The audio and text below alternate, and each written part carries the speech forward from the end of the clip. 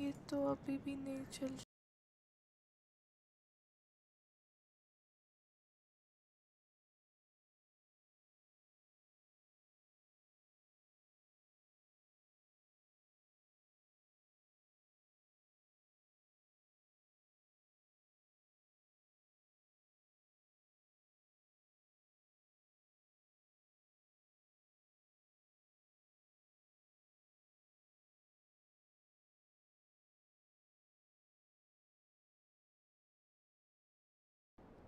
Good morning, everyone. Am I audible as well as clearly visible?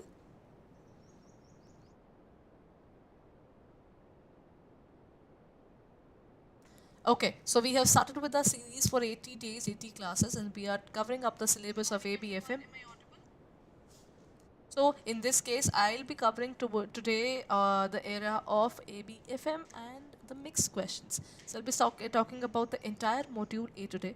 For a few days, we'll be talking about the mix of module A, and then we'll move forward towards the next modules as well. So let's talk about the questions. Uh, okay, it is 80 days, 80 classes. Okay, here comes the first question, everyone. The first question says, which of the following are types of reward systems in an organization? If we talk about the reward system, what exactly is a reward system, everyone? Reward system plays a very important role in the hands of any of our employees. Do you know, whenever an employee is working in the organization, when would he feel homely? When will he feel that he's being recognized in the company? The moment he gets money, right? Or he gets recognition. It can be of any way. For example, there are people who are getting good money already. What they want is recognition from the organization. While there are people who might not be looking forward towards the recognition, but they are looking forward towards the fact that the people are getting more promotions. These people are looking forward to that, right? So among the following, which of the following are the types of reward systems in an organization? Is it interior and exterior, or exterior and intrinsic and exterior, interior and extrinsic, and intrinsic and extrinsic? Acha, what's the difference between the two? See, if I'm working, the very first thing that I would look forward to is there's some internal satisfaction in terms of my working. One of the basic things to discuss there is, if I'm working, then the very first thing that I'll be looking forward to is the fact that I would like to have some internal satisfaction. For example, why am I working? If I'm working, it might be because it gives me peace. It gives me a feeling that I am financially independent. Extrinsic is where I'm getting more money, where I'm getting recognition in the in market. I am financially independent enough. Everything of that particular sorts. I think financial independence can be defined as something which talks about your internal feeling. But the finances that you are getting is your talk about this thing. This is how we define the working of an organization, isn't it? So when we talk about the reward system, it can be extrinsic as well as intrinsic. Intrinsic is the internal feeling that I feel peace when I'm working, I feel involved when I'm working, I feel focused when I'm working. That is intrinsic. And if I say I get money out of this, I am getting recognition in the organization, I am able to make more and more networks in the organization. That is something you and I will say it is extrinsic in nature, right? So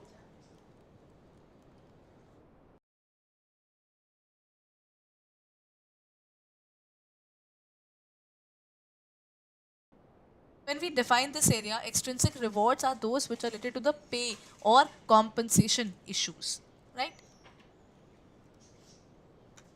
Okay.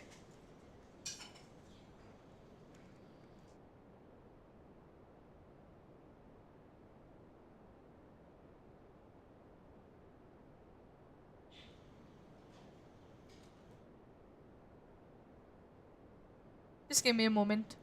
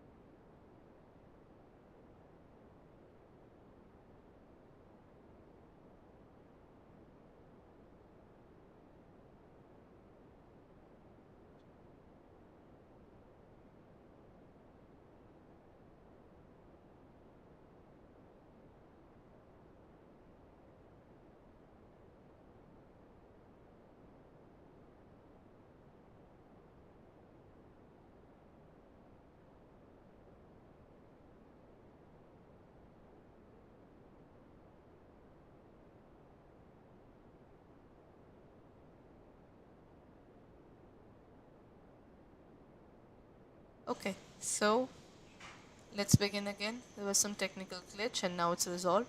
So let's continue further.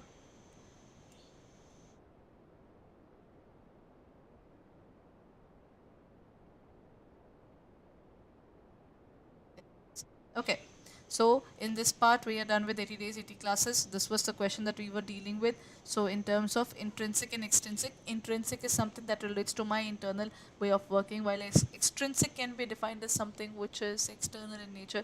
When the world around is giving me that luring feeling that I need to work for the organization, right? The next question: which of the following is not a tool used by a quality circle team? Is it brainstorming, Pareto analysis, histograms, or number of employees in an organization? Do you know what's quality circle? See, pata hai, in an organization now, everybody. Okay, let's talk about a kid there.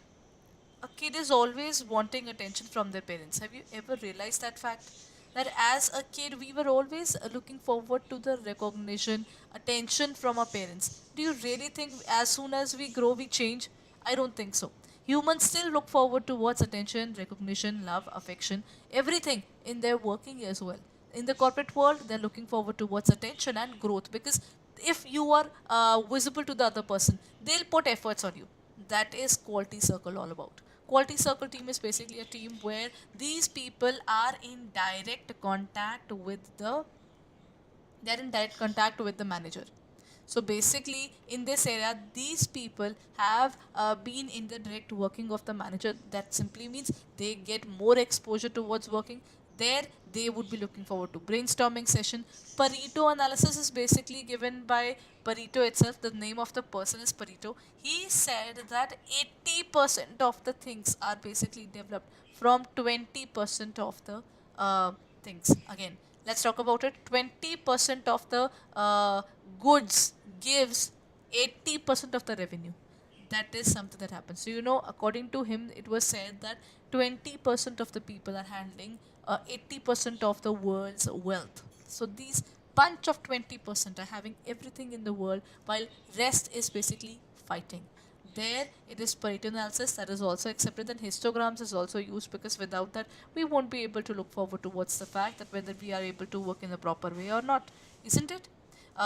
So in this case, what would be the correct answer? It would be number of employees in the organization, because rest everything is a part of the tools that are being used for the working there. Next question: which of the following is false regarding participative style of leadership? Leader assigns work to workforce. Leader provides guidance during the work process. Leader makes decision based on conclusion made by the workforce. Leader doesn't assign any task to the workforce. Participative leadership style is basically where the leader is leaving people in open end. They can come up, they can discuss, they can look forward towards the working. They're not something, they're not basically bound. The leader is not bounding them to do certain things in a certain way. That's not the case in this case, right? So leader is providing guidance, or he's working with them, or leader makes decisions. See, the point is participative means they are allowed to participate in the working, in the decision making. They are also equally important. So in this case, I can say the point is D there, which talks about that in participative type of leadership, we can say that leader provides guidance during the work process, providing guidance during the work process and making decision based on the conclusion made by the workforce. What happens is there it would be a two-way process. Now people would sit together and talk about that particular topic, and then their decision would be made. The leader is more likely to take final decision of the matter on the results produced by the workforce. He's leaving the input portion to the workforce. Next point is control by exception is also known as management by exception, management by objective, decision making, or management information system. But in this world, if you're trying to control everything, you'll end up controlling nothing. That's a hardcore reality. See, the point is sometimes up to a certain limit, you will have to let go of things. You cannot control everything. That's psychologically impossible. If I say that I control 100% of the things that I'm holding on to and everything would go fine, it won't happen that way. There are things which would go good today, there are things which would go bad today. The organization has to understand that things are not going to be that way. Management by exception is called the control by exception. In this case, what they do is, let's talk about management by exception. Whenever we are dealing with the working, we cannot hold on to and correct everything, isn't it? It is not possible now that I can do everything on my own. So in this case, even if in case there is anything that is showing any kind of deviation, then up to a certain extent I won't do anything about those deviations. So up to a particular limit, I'll leave that particular part. Only after that I will look forward to anything else.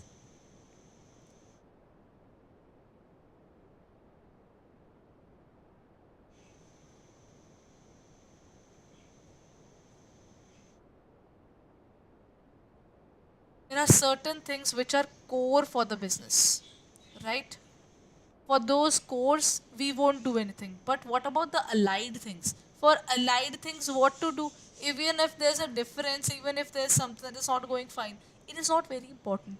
That is why those allied things, even if they are having a major deviation, is still controllable, but the core activities of the organization should not be hampered. So that is the point there. Management by exception talks about that.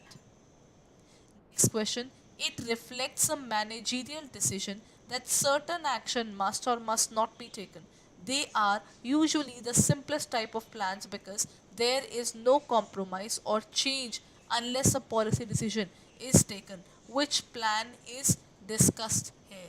See, this is the management decision which talks about whether they should do a particular thing or not. This is one of the most simplest type of plans because there is no compromise or change. What is happening is there is nothing that is changing in the organization, but we need to discuss whether what that particular thing is being done properly or not, right? So this is the question there. These kind of questions can also be asked in the examination from the point of view of case studies as well. They can build up a particular scenario and then they can ask the question through these areas as well. Now, in this case, if I say that we nobody is allowed to smoke near the there's there in many organizations now they have made a area which is a smoking area, so nobody is allowed to smoke outside the smoking area. What is it? There is something that is that action must or must not be taken. They can say no smoking outside the smoking area, or they can also say that always wear helmet while going to the moving machines, and also wear the protective gear. They are specifying what must be done and what must not be done directly. For example, stop at the red light. What is it? It's the simplest type of plan. In these planning, it is strategy, rule, program, or objective. Such a plan is called rule. The rules are specific statements that are used.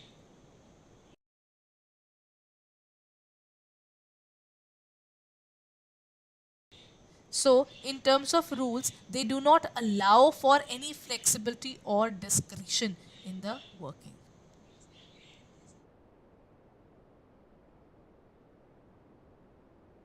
Right? Next question. It refers to the number of subordinates that can be effectively managed by the superior. I think this is what we have done already. This is just a repetition. Number one is functional organization, span, operational or divisional. In terms of functional organization, we have various functions like selling, advertising, production. These are the different functions that are being done every single day. Span of management is number of people working under me. Operational planning is day-to-day planning, and divisional organization can be an organization which is based upon different products.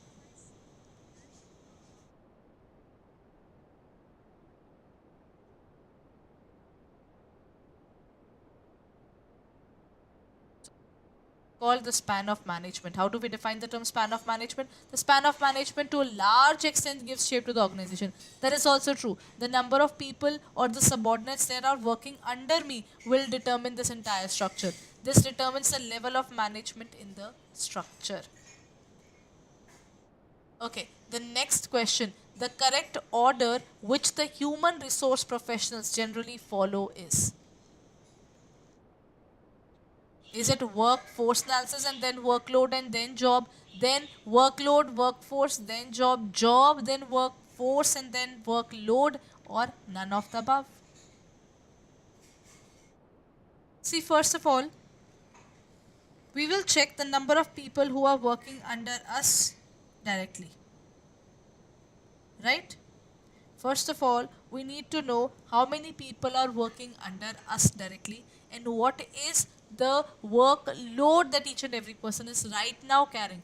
Then we will do the job analysis, and once we know the entire structure, only then we can ask more people to join the organization, because the role of these people can be cleared up on this basis only. So it is workforce analysis, workload, and then job analysis. Next question. Due to the human limitation of the span of management, which becomes the resultant. See, humans can handle only a limited amount of work. We need to understand that humans have a limitation there. Even if we work for 24 hours, what will happen? The particular person will lose their health, isn't it? Then what will happen? This particular concept that people are working in this way, is it delegation, satisfaction, motivation, or supervision? Delegation is sharing of the work with the lower levels. Satisfaction is something that happens when we feel the contented with something. Then motivation is something that will inspire us to do something. While supervision is someone is looking at us. When we talk about the span of management, the workload being reduced of a particular person, that is what we called as delegation. When the manager gives a certain amount of work to the lower levels and shares the work with them directly, there is no imposing of the work, but sharing of the work. Okay, what do you mean by MOST? Most stands for machinery, office, staff, and technology. Mission, objectives, strategy, and tactics. Then the maximum output strategy tools, or manager, operator, seller, and trader. In terms of most is also given in your IIBF book itself. In terms of the most, it can be defined as mission, objectives, strategy, as well as tactics. Mission is the main aim why this organization was made. Objectives are short term goals that are specified in terms of the mission, and whatever they are trying to do in their working is called their strategies.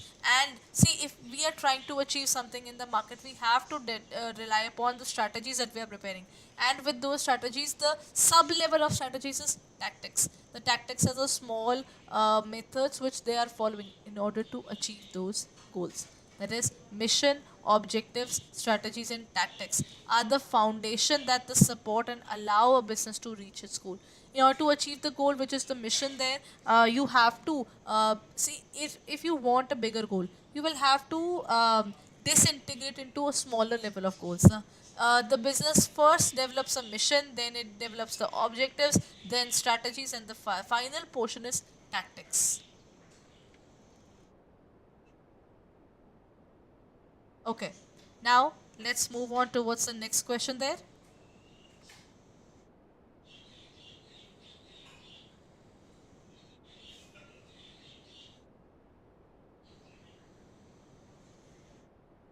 Okay, now the next point is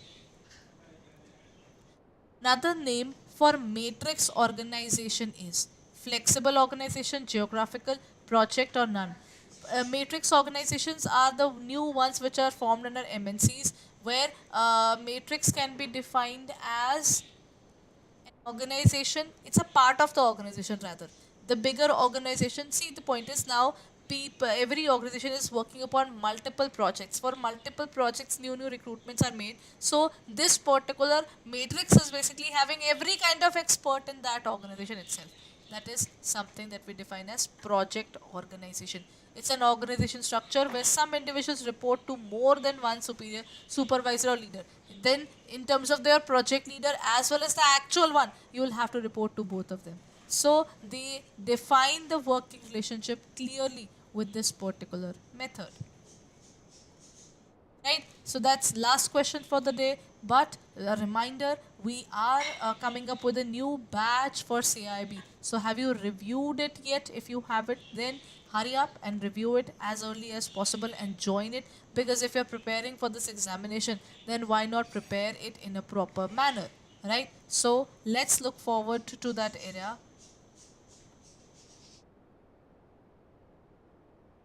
In order to understand what are we coming up, what are the basic plans that we are coming up, you can check out our courses, and you can look forward to our website, that is www.adda247.com. And on the website, what you can do is you can go on to the JIB and CIB area. In terms of this, there is a CIB 2023. As you can see, the new batches coming up on March 24th. The timings for all the batches are specified here. What you can do is, if you're preparing for this examination, then kindly go ahead and click on the area of buy now. Use the code Y541 and get this particular course. The validity is for 6 months. Get it at 81% of discount. You will get it at 4799.80. That means less than 1000 per month for sure. So if you're preparing for this examination, you can be very effective in your working by taking up these courses, because you get 200 hours of live classes in this area. But if you feel that you would like to go for something that covers not only the syllabus but further working as well, then what you can do is, this is the perfect time for that. Rather, you can look forward to the area of CIB Kamaha pack. In terms of the CIB Kamaha pack, what will you find? All the classes, the syllabus classes are covered, but then you also get ebooks. You will also get the test series. You will also get 277 videos. That means every elective subject is covered. You will not only get English medium batch, but you'll also get the Hindi medium or the bilingual batch. See, the bilingual batch is available, as well as the English medium batch is available. Both these batches would be opened up for you. You will not only get the syllabus classes, but also if any other further batches are coming regarding revision, the MCQs, numericals, case studies, whatever we come up with, all the batches would be opened up for you, right? What you can do is, why am I asking about this particular batch? Because this gives you more advantage than the other batch. What you can do is, you can use the code Y541 and you can get all these things for a period of 12 months, and that too at a lesser price per month. It would be costing 7199.20, but if it costs you 7199, it is for more than 12 months. That means per month cost is definitely declining further, and along with that, you are not only getting an opportunity to look forward towards an examination from the syllabus point of view, but also from the point of view of test series, mock tests, as well as ebooks. Everything would be available for you if you look forward to this batch. Then so go ahead and check it out, because perfect time is going on. Double validity plus 81% discount. So what are we waiting for? Hurry up and check it out on our website or in our app for further details. And you can take up the courses and use the code Y541. Thank you.